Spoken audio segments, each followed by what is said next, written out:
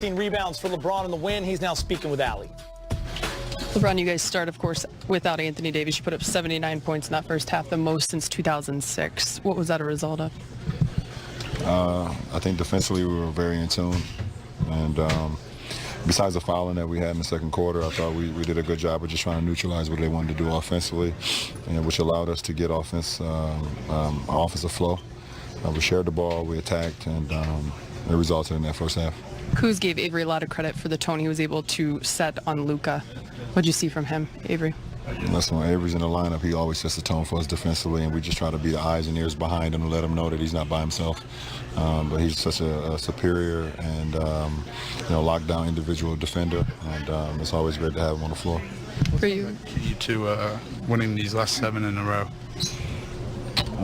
It's not about how many you can win in a row. It's just how you can continue to get better in every individual game, and I thought today we did that here. We got better with our communication, we got better with our rebounding, we got better with not turning the ball over on the road, and if you're able to try to play a game as close to 48 minutes as possible, you can result in a lot of wins, and we was able to do that. LeBron, you passed Michael Jordan tonight for 4th all time on the field goal made list. Obviously the win's most important to you, but can you talk about the love and the joy for the game that you have, knowing that each night you're passing some of the greats in the game as far as your legacy is concerned? I think my legacy will speak for himself when I'm done.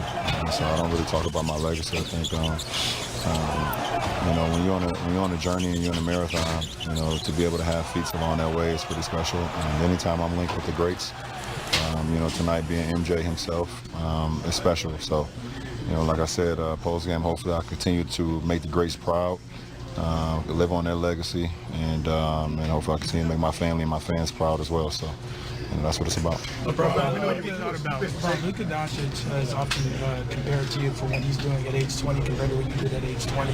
Obviously, you've grown a lot. There's a lot of pressure when it comes to superstardom. What advice would 35-year-old LeBron give 20-year-old Luka as he continues to grow in this league?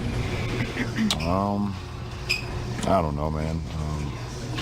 If we sat down and he asked for advice on anything, I can give it to him, but I don't think that's for me to ramp off right now in front of you guys. I think he's well beyond his years, and he shows that both on the floor and off the floor. And obviously it's no question about it. Have a great one here.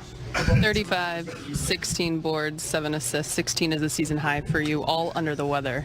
What did this one take from you?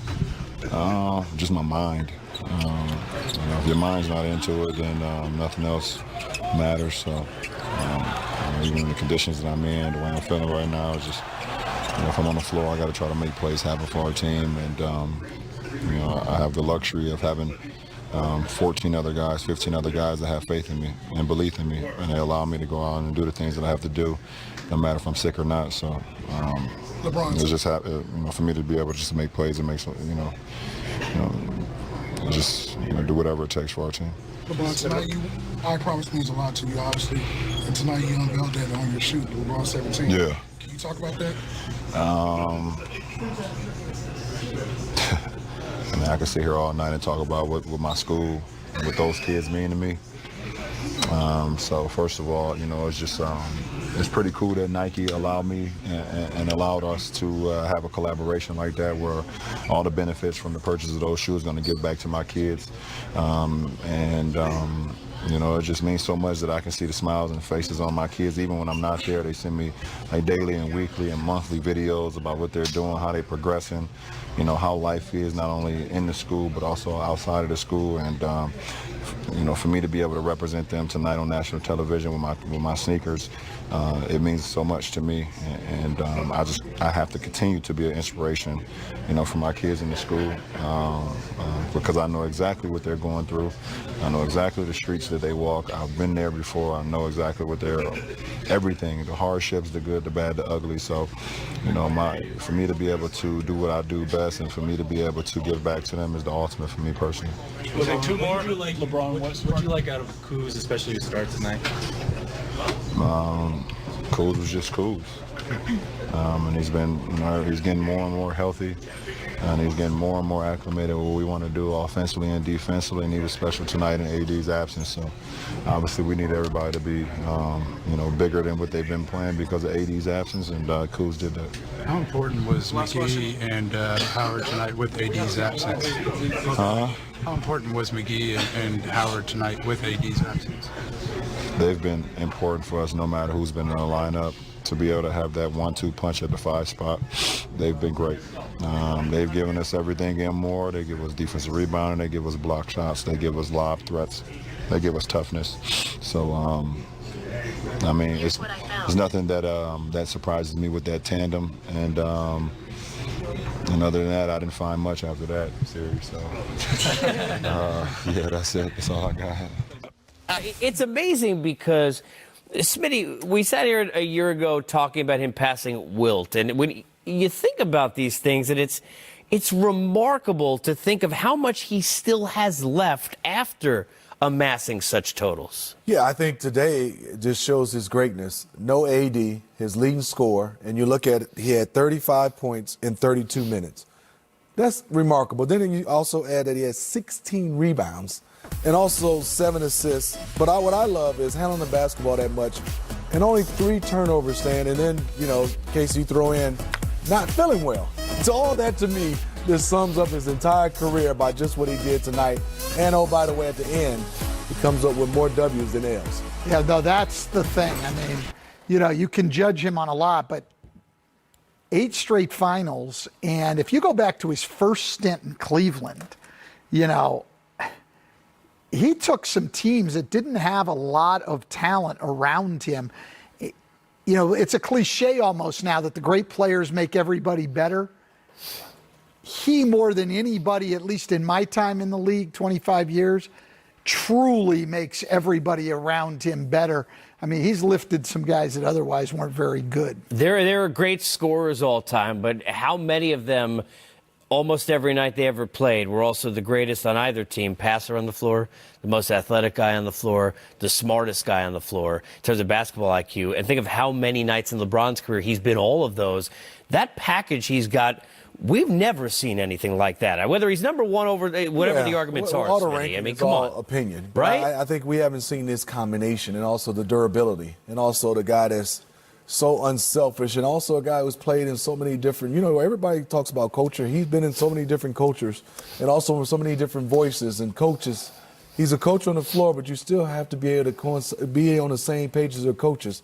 I haven't seen him be not on the same page when you start talking about winning with his coaching staff. I'm still thinking, by the way, Stan, you could drop a play for that 5. I would feel confident. Yeah, I might be. I'll tell you what. I'll just run floppy. And if you did, you'd have some great screeners in there. Floppy. He talked about, before we head on, and I know there's a lot of games tonight, I want to ask about Doncic on the other side. Forget about pulling the jersey. Let's go back to where we started. Clearly, we're not comparing them as players right now, but what about Doncic makes you think that if the health is there, that this is the kind of road, he's that level of a special talent? Well, I think he's a lot like LeBron on the offensive end of the floor in terms of size and ball handling, and Smitty, a guy who's a pass-first guy who still scores a lot of points. To me, the biggest difference between the two, LeBron in his prime was a first-team all-defense type guy. We haven't seen that out of Luka, but on the offensive end, a lot of similarities. All right, there was a movie, The Smiths, I believe. It did not star Senku and Steve, but the start in place of AD, and we said it in the pregame show, the one game AD missed that Kuz did play in was Golden State. He was 3 for 6 from 3, and he had 22 points. James, it's all about opportunity. You just heard Kuz say it right there. I'm a rhythm player. Tonight he got his shots up, and he had a great first half. 21 of his 26 in the first half, setting the tone. He's a unique player. I mean, he's a unique scorer, and you just got to let him be who he is when he's on the floor. Without AD tonight, he was going to get some extra shots. He did shoot 9 of 22, not as well as he wanted to from the 3, but he hit all his free throws and didn't have a single turnover. In fact, the team only had 7 turnovers. So I give him a lot of credit for that, stepping in on a night where he knew he had to perform, and he got the job done. Yeah, I thought he was going to be off to a hot start tonight because his first shot was a three ball and it looked good. And sometimes that's all you need is knock down that first shot. When he knocked down that shot, he started taking a couple shots, but he was being active, getting to the paint, scoring in the paint. He just didn't settle for the three ball. He was being the Kuz of old. You know what I like about this game tonight from him? A bunch of trade rumors out there the last week or so. Kuz is getting swirled into that vortex of, is he going to be here in a month? Is he not going to be here in a month? And yet he still goes out and does this tonight when they need him the most. I mean, no AD, and Kuz is the guy who steps up there. He's their second leading scorer.